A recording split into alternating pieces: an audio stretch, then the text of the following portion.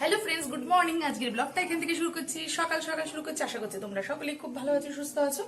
তো আমি রয়েছি আমার বাপের বাড়িতে, তো সেখানে মজা করছি খুব। আর গাছে আম হয়েছে প্রচুর। চলো তোমাদের সাথে দেখাই। কাজকর্ম তো এখানে বিশেষ কিছু নেই। আম গাছে আমটাম হয়েছে, আম পাড়া হচ্ছে। আর দাঁড়াও তোমাদেরকে দেখাই। আর খাওয়া দাওয়ার একটু প্রিপারেশন হবে আর কি। তো আজকে একটা স্পেশাল রেসিপি মা করবে বলেছে, তো সেটাই হবে। আর গাছের আমগুলো দেখাই, দেখো আম পাড়া হচ্ছে। কিছুটা আম আমরা পেরেছি আর কিছুটা আছে, চলো তোমাদেরকে দেখাই তাহলে। এই দেখো আম গাছ। উফ, নিজেদের গাছের একটা কিছু হওয়া মানে সেটা বলো তো কতটা আনন্দের। নিজের হাতে যেমনই হোক না কেন, নিজের হাতের পাড়া, নিজের হাতে পেরে সেটাকে খাওয়া দেয়, মানে সেটা একটা আলাদা আনন্দ। যাদের বাড়িতে আছে তারা জানো যে কতটা আনন্দ হয় একটা নিজের হাতের, নিজের গাছের জিনিস। এই যে কি যে ভালো লাগে সত্যি, সেটা যাদের বাড়িতে আছে তারাই জানে যে কতটা ভালো লাগে। আমগুলো কিন্তু আমাদের বেশ বড়ই হয়েছে, আর স্বাদেও কিন্তু এবার খুব ভালো হয়েছে, অসাধারণ হয়েছে। কারণ আগের বার যখন আম হয়েছিল তখন কিন্তু স্বাদ খুব একটা ছিল না, জানো তো। তো আর এবারের আম দেখতে পাচ্ছি, এবারে আমগুলো কিন্তু বেশ ভালো হয়েছে, সুস্বাদু হয়েছে।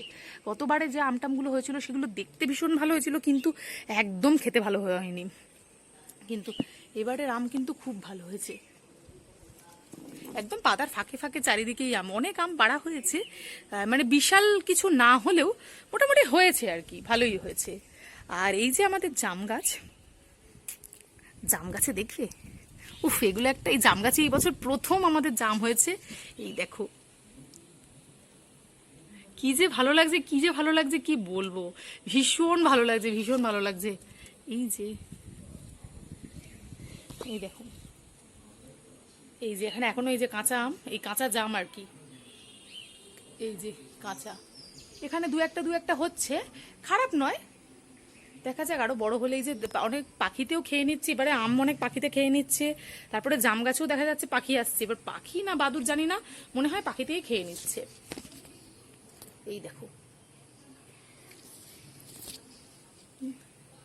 ভীষণ ভালো লাগছে, ভীষণ ভালো লাগছে সত্যি। এত ভালো লাগছে না কি বলবো। নিজেদের গাছের জিনিস একটা, তাই না বলো, সে যেমনই হোক না কেন, যেরকমই হোক না কেন, খুবই ভালো লাগে। আর মার ভীষণ গাছপালার শখ, মা করে। আর মা এইগুলো গাছগুলোতে ভেবেছিল আর হয়তো কখনো জামটাম কিছু হবে না, অনেক বছর হয়ে গেছে, এটা আঁটি পড়ে আর কি গাছটা হয়েছিল। তো ভাবলো যে হবে না, যাক, যে পরে গাছগুলো হয়তো কেটে দেবো। হচ্ছে না, ওমা কেটে দেবো করে দেখা গেল এই বছরই হচ্ছে। দেখো কি সুন্দর হচ্ছে, আমেও স্বাদ হয়েছে, আর জাম গাছটাও এরকম অসাধারণ জাম, মানে এত জাম হয়েছে। জাম গাছটাতে তো প্রথম, আর আম গাছটায় বিগত 2 বছর হয়েছিল, আর এই বছরই টোটাল 3 বছর হচ্ছে। আগের 2 বছর কিন্তু ভালো হয়নি, কিন্তু এই বছর কিন্তু বেশ ভালো হয়েছে, খুবই সুস্বাদু হয়েছে জামগুলো। এই যে দেখো, এই যে গাছটা দেখেছো এরকম পেছন দিকে হয়েছে। এই যে আমফানে একটা ডাল পড়ে গেছে, নাহলে আরও বড় হতো। এই এই হচ্ছে গাছ। আর বলছি না, মায়ের প্রচুর গাছপালার শখ। দেখো এখানে এই যে পিছনের দিকটা, এই যে আকন্দ ফুল, এই যে মানকচু গাছ, এখানে এই টগর গাছটাই সকাল আরও হচ্ছে ফুল, মা ফুল তুলে ফেলেছে আজকে, অনেক ফুল হয়। এখানে আখ গাছ, আর বাড়ির চারপাশে তো জঙ্গল। এই পাশটা এই যেটুকু যেটুকু করতে পেরেছে, এখানে করবী ফুলের গাছ, লঙ্কা গাছ, এমনি ফুল গাছ প্রচুর গাছ করে মা। খাওয়া দাওয়ার পর্ব শেষ হলে আমাদের কিন্তু বিকেলে একটা বেরোনোর প্রোগ্রাম আছে বন্ধু বান্ধবের সঙ্গে।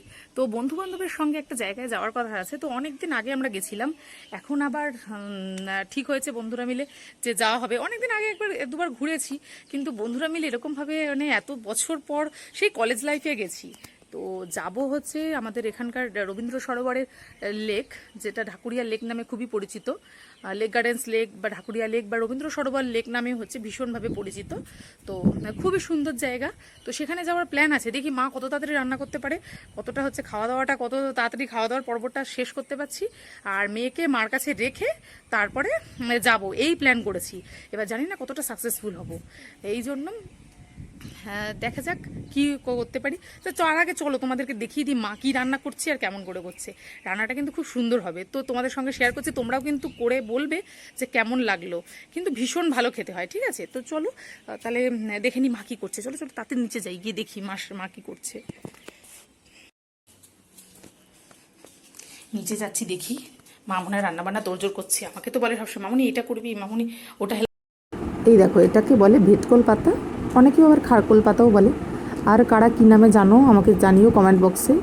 আমার আর নাম জানা নেই, এই দুটো নামই আমি জানি। তো এই আমি তুলে এনেছি পাতাগুলো, যারা চেনো না তারা দেখে নাও, এইগুলোকেই বলে। এগুলো বাজারেও কিনতে পাওয়া যায়, আর বাড়ির আশেপাশেও অনেক জায়গায় হয়। বাজারে কি যাদের এমনি বাড়ির আশেপাশে না পাও, তো তারা বাজার থেকে কিনে আনতে পারো। কিন্তু আমি এটা ভালো করে ধুয়ে নিয়েছি, ধুয়ে যে মা কুচিয়ে নিচ্ছে, খুব ভালো করে ওয়াশ করে নিও। তারপরে এই যে কুচিয়ে একটু গরম জলে জাস্ট পরিষ্কার করে নেবো, কারণ যেহেতু একটু এই কচু জাতীয় জিনিস, তো সেই জন্য ও যাতে গলা টলা না ধরে, তার জন্য জাস্ট একটু গরম জলে ভাপ দিয়ে নেবো। ভাপ বলতে সেরকম সেদ্ধ নয়, জাস্ট একটুখানি পরিষ্কার করে নেওয়া, দ্যাটস অল, আর কিছু না। তো এই আর এটার সাথে আমরা কী কী নেব সেটা হচ্ছে যে পেঁয়াজ কুচিয়ে নেবো। ছোটো পেঁয়াজ হলে দুটো, আর বড় পেঁয়াজ হলে একটা। আর এই যেগুলো একটু ঝাল বেশি লাগে, তো কাঁচা লঙ্কার ঝালই দেওয়া হবে, তো কাঁচা লঙ্কা। আর তার সাথে নেব হচ্ছে রসুন, এই যে একটা ছোটো একটা গোটা রসুন আমরা নেব। আমি যতটা পরিমাণ নিয়েছি তার জন্য ওইটুকুই সাফিসিয়েন্ট। আর এই যে গরম জলে দিয়ে দিয়েছি, এই যে জাস্ট একটুখানি গরম জলটা ফুটে উঠেছে, তার মধ্যে দিলাম, দিয়ে নামিয়ে নিয়েছি। কড়াটা কেমন হয়ে গেছে, যাই হোক, কড়ার মধ্যে অল্প তেল দিলাম, দিয়ে এবার পাতাগুলোকে ছেড়ে দেবো। তার মধ্যে পেঁয়াজ রসুন লঙ্কা সমস্তই ছেড়ে দেবো। এটা মানে রান্না করাটা ভীষণ সহজ আর কি। পেঁয়াজ রসুন কাঁচা লঙ্কা পাতা সবগুলোকেই খুব ভালো করে নেড়ে চেড়ে একটুখানি দেখবে ওই যে পাঁপড় সেঁকলে যেরকম টাইপস হয় না, কতকটা ঠিক ওই রকম মতো হবে, কিন্তু পুরোপুরি কিন্তু ভাজা হবে না, জাস্ট এই রকম একটু শাঁকা শাঁকা পাঁপড় যেমন হয় ঠিক সেই রকমই দেখতে লাগবে। পেঁয়াজটা জাস্ট একটু ব্রাউন ব্রাউন হবে, আর রসুনটার মধ্যে একটু দাগ দাগ মতো পোড়া পোড়া মতো দাগ দাগ মতো হবে, এই জাস্ট এইটুকখানি হলে এইটাকে হচ্ছে আমরা নামিয়ে রাখবো। এই যে আমরা নুন টুন কিন্তু কিছু দিইনি, জাস্ট এইটুকুটাকে কড়ায় নাড়িয়ে নামিয়ে রেখে দেবো। ঠান্ডা হলে তারপর এটাকে আমরা এই যে মিক্সির জারে দিয়েছি, দিয়ে এর মধ্যে একটু সামান্য স্বাদ মতো নুন দিয়ে ভালো করে এটাকে ব্লেন্ড করে নেব। ব্লেন্ড করে নিয়ে এটা যাবে আবার কড়াইতে, এই যে নুন দিয়েছি স্বাদ মতো, নুন দিয়ে এই যে ব্লেন্ড করে নিলাম, করে এবার আমরা সেই একই কড়াইতে আবার একটু অল্প পরিমাণ সর্ষের তেল দেবো।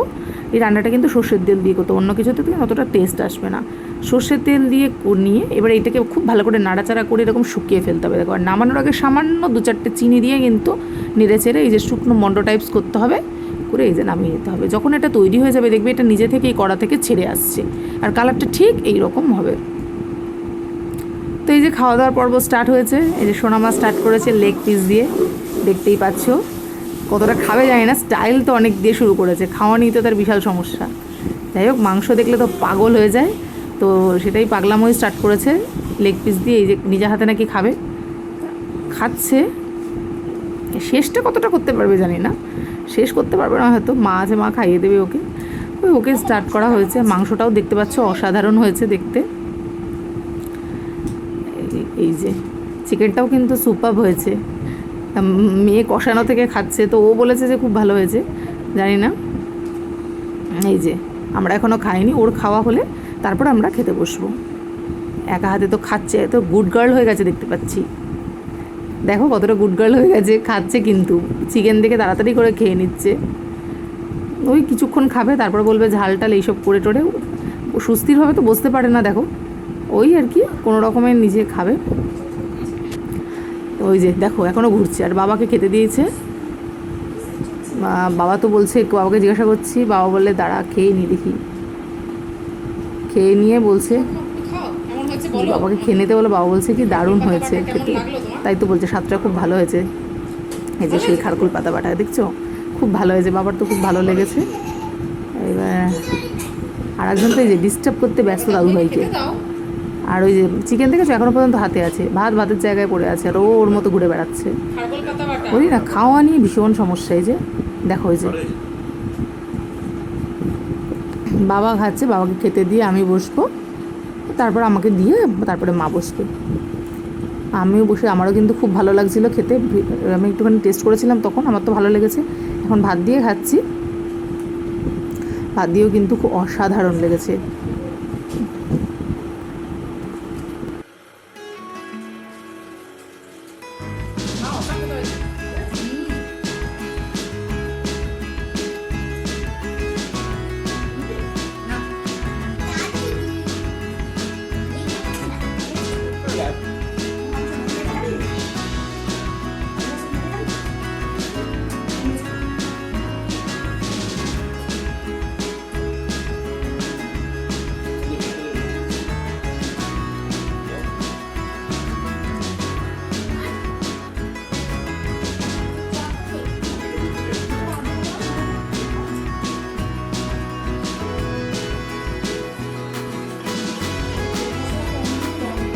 মাংসটা অসাধারণ হয়েছে।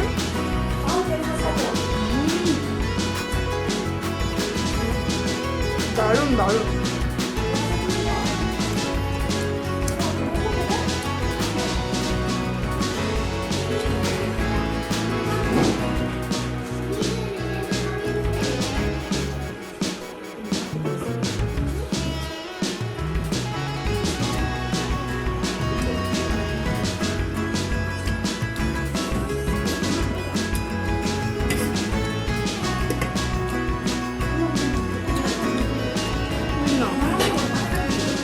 খাবে না?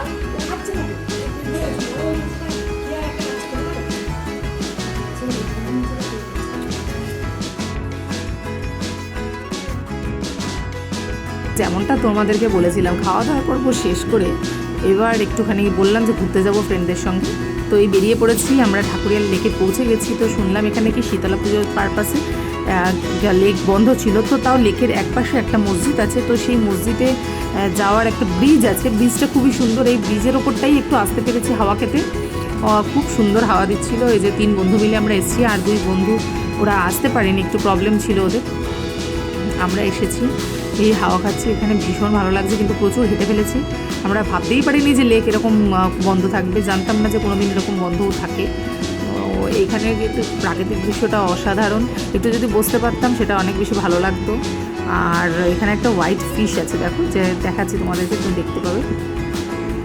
তো যাই হোক, বন্ধুদের সাথে আড্ডা দেওয়াটা হচ্ছে মেন উদ্দেশ্য, সেটাই অ্যাচিভ করতে পারলেই হলো। তো আড্ডা দিতেই গেছি। বন্ধুদের এগুলো সব ছোটোবেলার বন্ধু, তোমরা তো চেনোই এদেরকে, তোমাদেরকে আগেও আমি দেখিয়েছি ভিডিওতে। তো ওদের সাথে আর কি একটুখানি দেখা করা।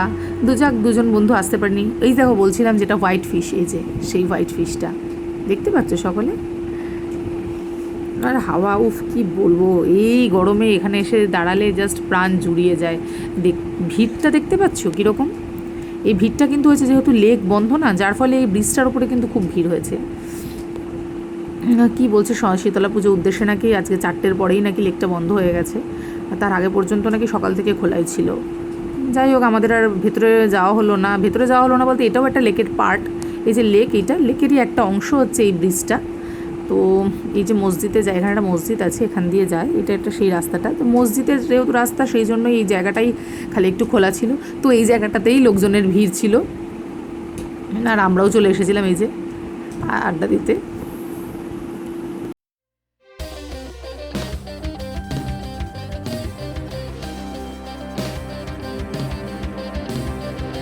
আমরা বাড়ির দিকে রওনা দিয়েছি, দেখি আর কোথাও যেতে পারি নাকি, কেননা লেক বন্ধ আজকে, শীতলা পুজোর জন্য বন্ধ করে দিয়েছে।